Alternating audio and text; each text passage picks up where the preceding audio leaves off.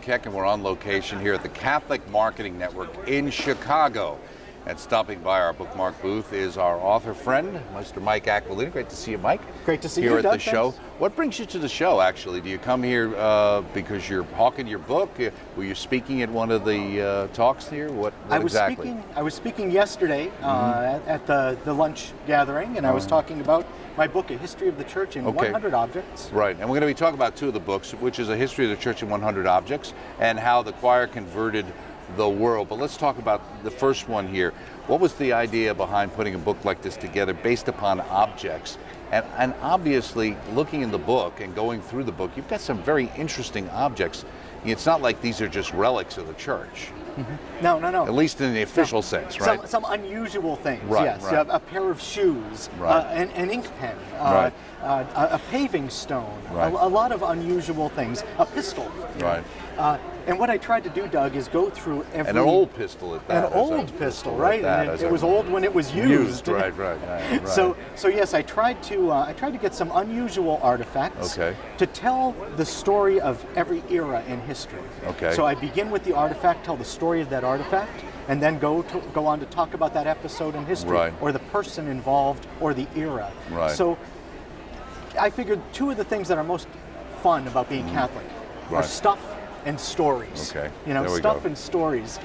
And so I want to get the stuff and tell the stories. Well, I see Mike Aquilina. There's a Grace Aquilina's name attached to this. Who's Grace? Grace is my brilliant and beautiful daughter. Okay. And this is the first book I've done with one of my children. So I'm excited about that. And so how did she participate in this book? Well, she helped me a lot with the research. Grace has been working in a library for a long time. So she did a lot of the research, and she would draft some of the chapters, and then I'd work from there. Now, you say in the introduction here, it's written, it says, everybody comes to church on Palm Sunday and Ash Wednesday, and this is a priest. You would probably draw, it's the 2 days that they get free stuff. Now, I noticed you use the word stuff right away, and you say that Catholicism is indeed the religion of stuff. And then you go on to say, so matter matters too. Yes. Yeah, I mean, people can tend to spiritualize religion or even say, I'm spiritual, but I'm not religious. Right. Well, no. Religion is something that binds you, and it binds you body and soul. That's the way biblical religion has always been, all through history, Old Testament and New Testament. When God wanted to do something, he made something, and he did it through matter. He wanted to get Moses' attention. He makes a burning bush that isn't consumed. He gives Moses a staff.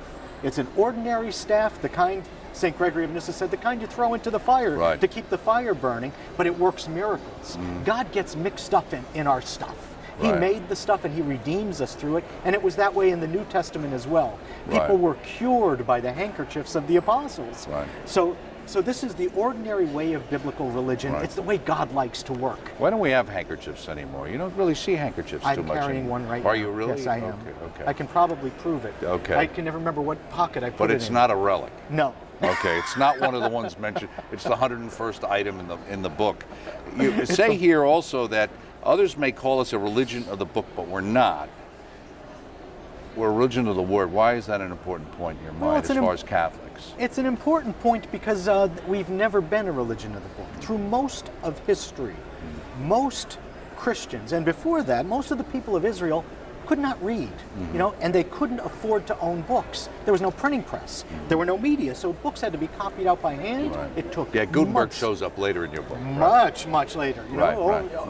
And well into the second half of the book. Right. So books were expensive. Who could afford them, and who could read them anyway? What they had was the life, and the life was life with the people in a home. We call our home the church, and it's like one of these homes that has shelves full of bric-a-brac. All of these souvenirs from different periods of history, from different times, and each one of those souvenirs ignites a memory, tells a story. It's the stuff that our lives are wrapped up in. Right. And some of the things you actually have in here are not always positive things. No. I mean, for example... Because you've got the pill. I have the birth control pill. That's one of the objects that tells an important story in our history as a church. But I also have an amulet that was worn by heretics in the very early centuries of the church. And these are important episodes in the history of the church. I'm not putting them out there to give a positive spin to those objects, but to tell the story and what we've had to overcome and what we still have to overcome in our history. Well, you say the incarnation is the heart of the Christian creed and the point of every Mass, and also the earliest Christians thought of salvation as something tangible. And then you go on to say, so when we Christians tell our story, we just don't write it up in books, we preserve the memory in memorials, monuments, and museums, like you're talking about. Yeah. We build great basilicas to house these tiny relics. And you talk about going through all this, then you go on to talk about that you kind of broke it up, the Church of the Apostles and the Martyrs. How did you come up with these particular 7 groupings? You have to break up history somehow. One of the things I point out is that we impose a beginning on every story we tell, and we impose an ending. But life began before that, of the lives of all these people involved in the story, and their lives continued very often after that. So whenever we divide up a book, the divisions are always arbitrary. I wanted to make that clear. The divisions are arbitrary. They're not hard and fast, but they're there for our convenience. Is that how the Aquilina family deals with its heirlooms? It breaks it up by this history? No, they're all on the shelf Okay. in a big jumble. The kids' artwork and everything. Mom's not asking you to clean out the garage, is One she? of these days. Okay, that's going to happen. It's on my list. It's on your list. She doesn't need to remind me every 6 months, right? Okay. Now you say that, talk about family heirlooms, and that's what you're talking about, but you also say history is betrayed by its etymology. It's We're using these big words on us here, Mike. Explain what you're talking about. History just means story. You know, in Spanish, it's the same word. In Italian, it's the same word.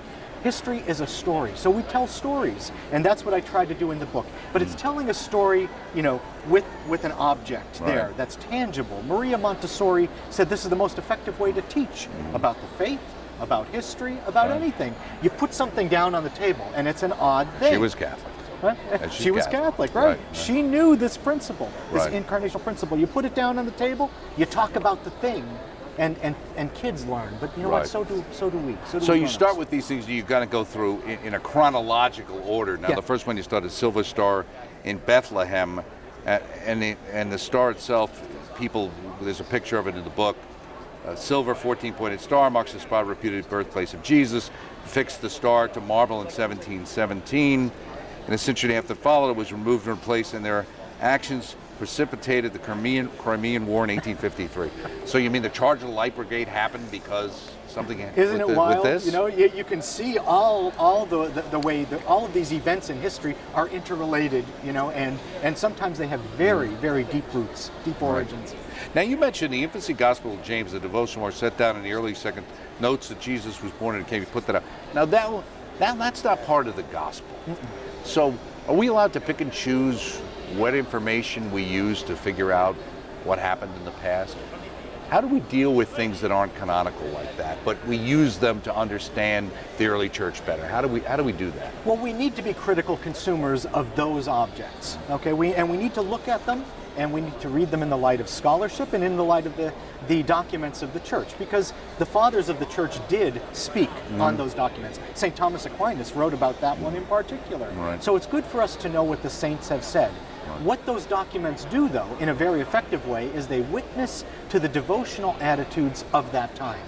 They may not be as reliable historically as the canonical Gospels, but they'll tell us something about what a lot of people believed, because that was one of the most copied books in ancient time. And I've already said, to copy out a book was a very, very expensive proposition. An arduous task, exactly. And dangerous. Okay, now we also have wooden posts by the sea in India. Speaking of Thomas, but this one, St. Thomas. Yes. Talk about this. St. Thomas the Apostle. And very few people know the stories because he was sent not to Europe, but to India. And he did his apostolic labors there, and he was actually pretty effective at it. And the people in India became known as Thomas Christians, and they have those deep roots. They've kept the faith through great persecution and many trials through these millennia. Well, there was the legend of the Thomas post was that Thomas put the post in the ground and he said, "The sea shall never come so far."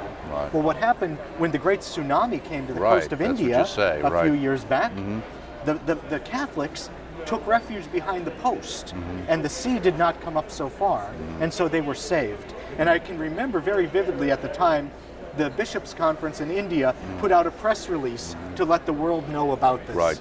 Yeah, and they take that very seriously, as you say in the book about their connection to St. Thomas.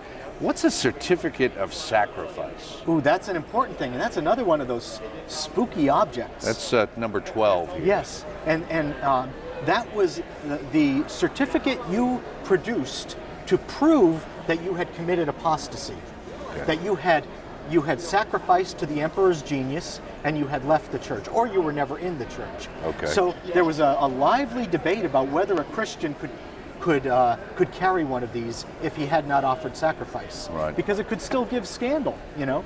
Right. Let me jump ahead to later on to some of the items that are a little different and interesting for our audience. One, this is interesting to me, number 75, Cardinal Newman's desk, because I had the privilege of seeing it and being there a little more a number of years ago. We did some Journey Home episodes there, and we also did some book interviews there. Marcus and I did them about 12 years ago, but we saw the desk where Newman wrote the Development of Doctrine. Wow. They talk about that. So why is something like that? In 1845, he finished his massive essay on the development of Christian doctrine, felt compelled to conclude of all existing systems, the present communion of Rome is the nearest approximation, in fact, to the Church of the Fathers. Right. And that's still there. People can see that today. Well, I think because the reason he's there is that Newman, I believe, is underappreciated today because of the effect he's had on the conversion of intellectuals, the conversion of clergy, and the conversion specifically of Anglicans. Well, do you think maybe he's underappreciated because you're dealing with that ecumenical tension to some degree, because with the Anglican Church or the Church of England, and even at that time, he wasn't necessarily received very warmly by the Catholics, at least the hierarchy. Yeah, well, to some degree, but I think to a great degree, because when he was alive, when he walked into a room, he was always the smartest man in the room. Right. And to read his books now, you still get the sense he's the smartest man in the room, even if you're reading it in a room alone, Right. So he's intimidating as a writer. But doesn't always make you popular. That's right. And I think that's still the reason today. He's difficult for people to engage, and the English he wrote is a difficult English that's outdated to our ears and our eyes. Okay, number 79, union membership pin. Yes. United Textile Workers of America in 1903. This particular union was only 2 years old. Now, I know the church and the Catholic Church was heavily involved with the union, certainly with the Irish and the Italians and things like that. But a union pin, is that the connection you see? Well, yes, because the case I make, and I make it in another of my books as well, is that the unions would not have had the staying power if they had not received the support from the church, specifically from Pope Leo XIII, because it was a real question whether Catholics should belong to unions. Are these secret societies? And so they considered whether they're Masonic or something like that. That's right. Could be considered. And in many places they were condemned. But Pope Leo XIII came out, of course, in support of the unions, but he also helped to shape their development in the next century, so that if there were elements of secret societies in some of them, they were kind of forced to purge those in order to keep their Catholic members. Okay, see. You also talk about it in the next section, you talk about the Global Village and Marshall McLuhan, who was also Catholic, Canadian Catholic, and why do you think understanding his vision is important for us today? Oh, wow, because he was so influential. I can remember at the turn of the millennium, there were all of these lists of the 10 most influential people in the previous century. And you'd see Sigmund Freud, you'd see Albert Einstein, and you'd see Marshall McLuhan's name. Right. Well, you look at McLuhan, and he's one of these guys like Newman. He's someone who's difficult to read, difficult to assimilate, difficult to get through, even for professionals in our field of media. But he had this profound influence at the philosophical level, but even on the practical level, on the development of media. He was a Catholic. And it's funny because one of his critics during his lifetime said, his vision of the global village, that's just the vision of the Vatican. Right. Because of the universal aspect of Catholicism. So I think really savvy readers looked at him and saw that it was a very Catholic vision that he had for the future. Right. 82, First Communion card. Now this is something a lot of us would not really focus on or think about. And this is 1910, because we think about young people going to First Communion. But your point of having this in there is Pius X, right? Yes, he did something revolutionary because he allowed for early reception of Holy Communion because he wanted these kids to have the strength to live a moral life and to live the life of Christ more fully from very early in life. So he kind of rolled back the age, and people really celebrated that. Right. You've also got, here we are in the 100th anniversary of Apparition in Fatima, number 85, a newspaper headline. And you point out that on this page in 349 and 348, the whole idea that the most secular kind of paper had to cover this. Not only secular, but anti-clerical and anti-Catholic. They had to cover it, and they even had to use words like miracle. Right. You know, because they saw these things. The reporters saw them, and you can imagine them holding their nose while they set the type, but they had to do it. Well, there's two other things I wanted to mention quickly. Just got to get to your other book. Catholics on Television. We thank you for mentioning Mother Angelica, our beloved foundress, of course, in 97. The other one I thought was interesting is 94, because this I can relate to, Catholic conference tapes. Yes. Yeah, I remember Scott Hahn used to call it being a tapeworm, and that's how I used to always describe myself, as being a tapeworm. And it talks about the first ones being and you got here from in 1970s Charismatic Renewal. Yes. I remember the first one I got was a fire rally with Ralph Martin from like 1990. Yes. Was the first set I bought. So, History of the Church in 100 Objects, okay? We also want to touch on another book, How the Choir Converted the World Through Hymns, with Hymns, and in Hymns. And let me ask you, and you even talk about it, you talk about here in the book, why Catholics can't sing. But I didn't get to the explanation. Is there an explanation? No, you know what, Doug? I suspect that's the way it's always been. You know, the church has always placed a value on music, but the church has always been, and the people in the church have always been complaining about liturgy. It is the favorite spectator sport in every single generation. It's what devout Catholics do. They complain about liturgy. We're doing it today. They were doing it in the 2nd century, 3rd century, 4th century. Right. Say here in the introduction, music saved the world. It sounds like a wild exaggeration, but if this book does its job, I think you're going to believe it's a stone cold fact. Back in 1999, so long ago that it seems like a different century, I put together a book called The Fathers of the Church. Right. And in that, you got a greater appreciation of hymnographers, writers of hymns from the early church. Okay. Because I used to think of the history of the church in terms of intellectual history. Right. You know, it's one thinker influencing another thinker. But as I got deeper into the history of the church, what I found was there were other factors that were much more influential than the intellectuals. And one of the biggest factors was music. Right. Because music conveys doctrine and conveys devotion in a memorable way. It's what we take home. That's why people remember lyrics from songs. That's right. When they start, they don't know it, and then they hear the tune, and then suddenly the lyrics start to come back. Yeah, absolutely. You know, one of the greatest intellectuals of the ancient church was St. Basil the Great. And he preached a homily once, and he said to the people there, you know, when you go home, you're not going to remember anything from my homily. And you may not remember anything from the gospel, but you'll go home singing the psalm that we sang here at church. Because the melody sticks with you and the poetic words do too. Right, because as you just said, and when I started getting into the fathers, I imagined churches filled with men and women who had been schooled on Plato and Pythagoras, but now I know that basically you were dealing, and this isn't a slight, but people who were basically illiterate. Yes. And this was a methodology for conveying, like the way in many ways, the tactile nature of your other book, stained glass and things like that, and ways of conveying the story and the history of the church in a way that people would remember and learn. Through the senses. Even our literacy is gained that way. How do we learn the alphabet? Because it has a catchy melody, right? A catchy melody that gets in our head, we can't forget it, and then we can't forget the letters of the alphabet. That's how we learn to read. And the aspect there touches on the whole idea of beauty too, right? And you say, how do we know it was beauty, not philosophy? Because the fathers themselves said it plainly. So what did they say? Well, and they said a lot of different things, and that's the story I tell in the course of the book. Because some of the fathers associated music with the people who were doing the music better.